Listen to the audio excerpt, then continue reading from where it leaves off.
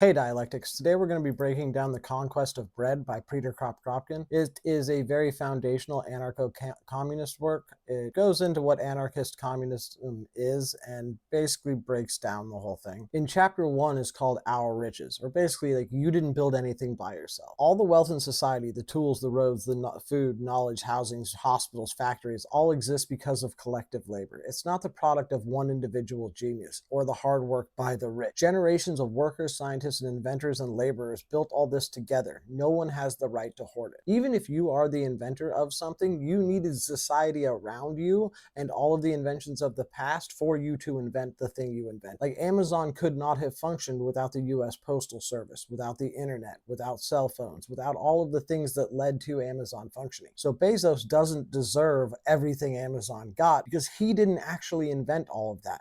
We did. He just organized it. Private property is a scam, is basically chapter 1 of this book.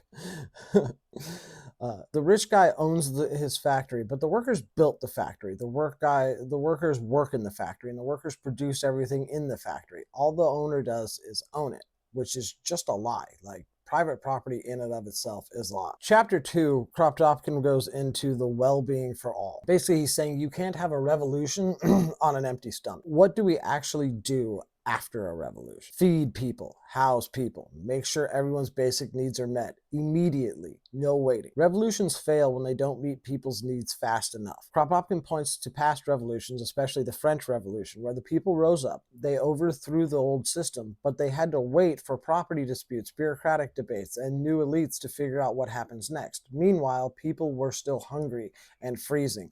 The result? They got Napoleon. In Kropotkin's revolutionary priorities, he talks about how you have to feed everybody, house everybody, and worry about politics and law stuff later. He says revolution should guarantee food, housing, clothing, heat, and sanitation for everyone, no exceptions. This means no means testing, no work requirements, just basic dignity. If you say, we can't expropriate the bakeries just yet, we need to hold elections and write the constitutions, Kropotkin's response is, cool, you just made everyone starve to death, now the counter-revolution wins. And he's right. You need to be able to take care of people during your revolution, otherwise your revolution will never get off the ground, because the people who have the food will be the people that the people follow. When people need to be able to feed their kids, they will absolutely go with the guy who has the food. In chapter 3, Kropotkin goes into what anarchist communism is. What is he laying down? He's basically saying that property is theft. Everyone deserves food and shelter immediately. In chapter 3, he lays out what kind of society can make that happen. His answer is anarchist communism. Not your grandma's communism, and definitely not state socialism. So then he defines what is anarchist communism.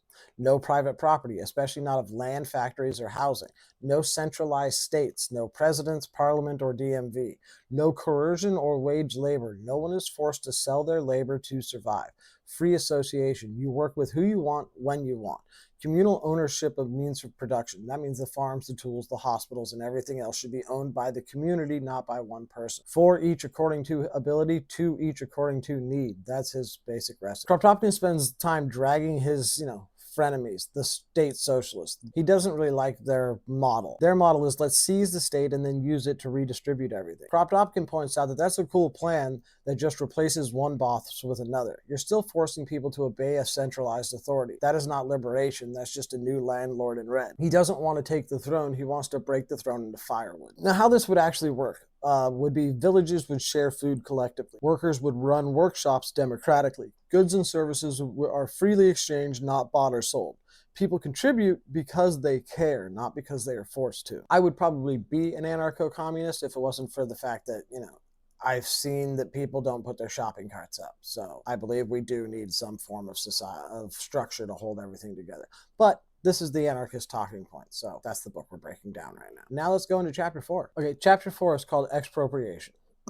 The core idea of this chapter, Kropotkin argues that for a truly free and equitable society, private property and land, housing, tools, and factories must be abolished completely, not just redistributed. He emphasizes the need for collective ownership and immediate direct action by the people to reclaim what is necessary for the common good. He points out the revolution requires more than political change. It's not enough to overthrow a government or an aristocracy. The economic structures that produce inequality must also be dismantled. Otherwise, the same patterns of exploitation will repeat. Expropriation without compensation. Kropotkin states plainly that land and means of production must be taken from the capitalist without compensation. These resources were never justly acquired. They were built from the labor of the people and should be returned to them. The cry of the people in revolution is not for political speeches or promises, but for material needs: food, shelter, healthcare, tools. The revolution must provide these immediately, or it risks collapses.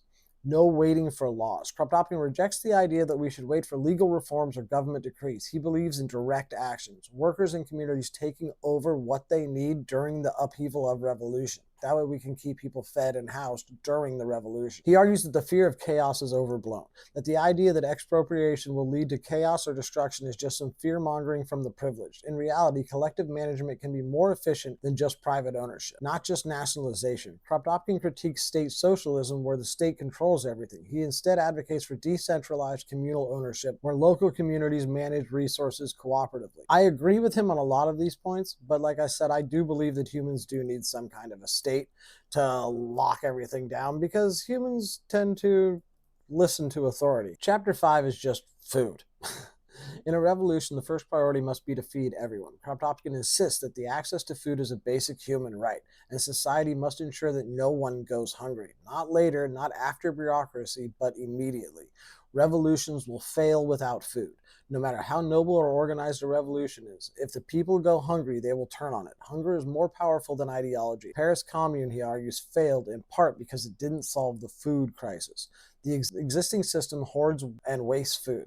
Capitalist societies overproduce food, but because it's sold for profit, not need, many go hungry while plenty rots in storage. This is a scarcity issue. It's a distribution issue. Cities must plan ahead.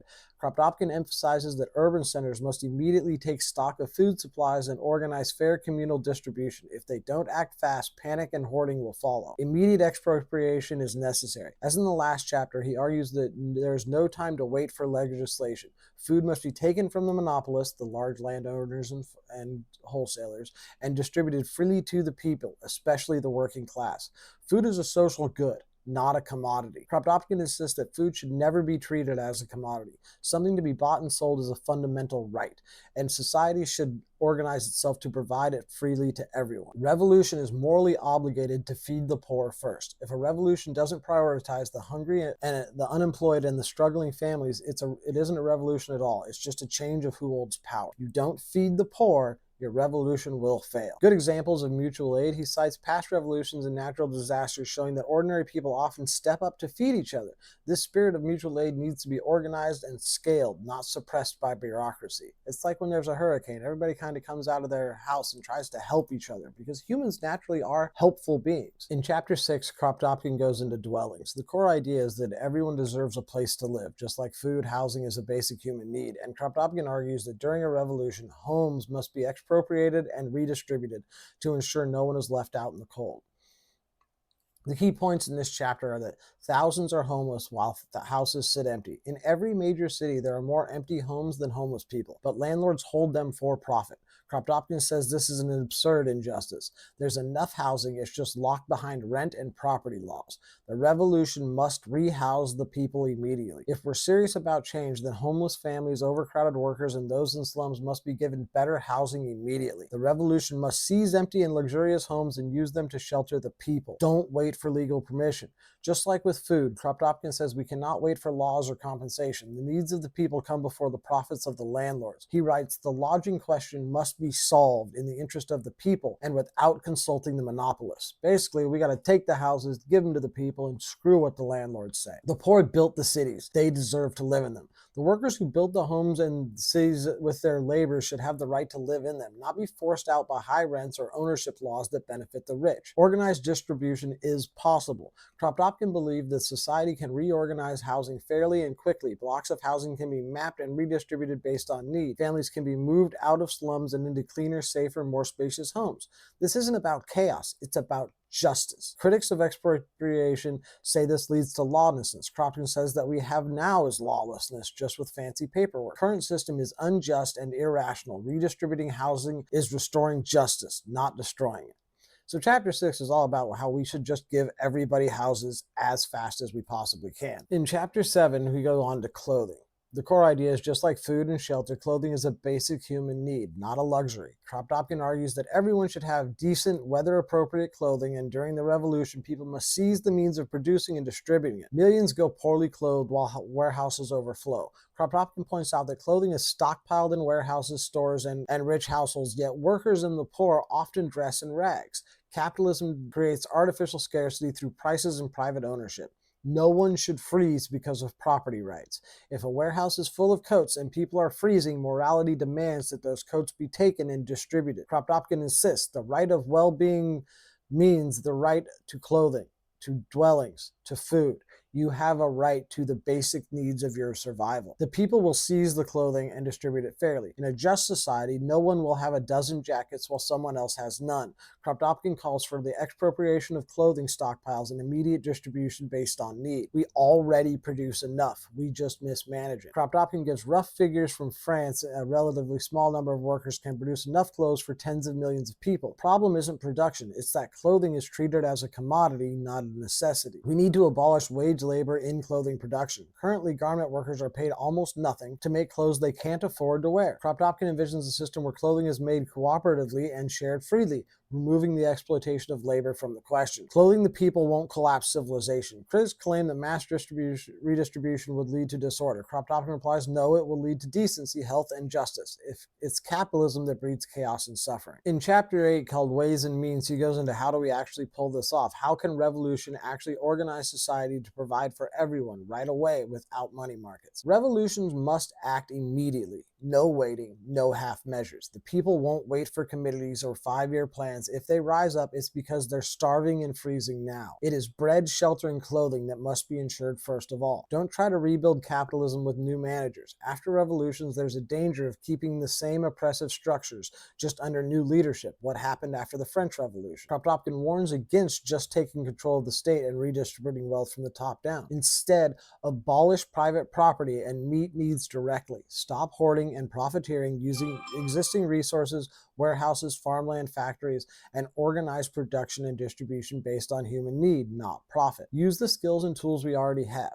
The working class already knows how to run the economy. They do it every day. Under capitalism, during the revolution, these workers could immediately take over workplaces and run them in the interest of the community. We're not starting from scratch. Society is already highly organized. Kropotkin insists that we don't need to invent some new utopian system from nothing. There are enough skilled people, materials, and technology in place to rapidly organize essentials if property rights aren't in the way. Trust in mutual aid, not state control or profit initiative. Kropotkin argues that free cooperation and solidarity, not money or coercion, can be the basis of a well-functioning society. He says we are persuaded that the impulse of solidarity and the habit of working for the welfare of all will develop. Basically, he's saying that as people get more used to working together, they will get better at working together, and the idea of profit will just go to the wayside. I really do hope he's right on that. That's where we're going to stop for this video. It's probably already fairly long. I'll do the rest of this book in another video breakdown. Let me know what you think in the comments. Check out my Patreon, like, subscribe, all that good stuff. If there's another book you want me to go over, just leave it down in the comments and I'll try to get to it eventually. Have a good day, guys.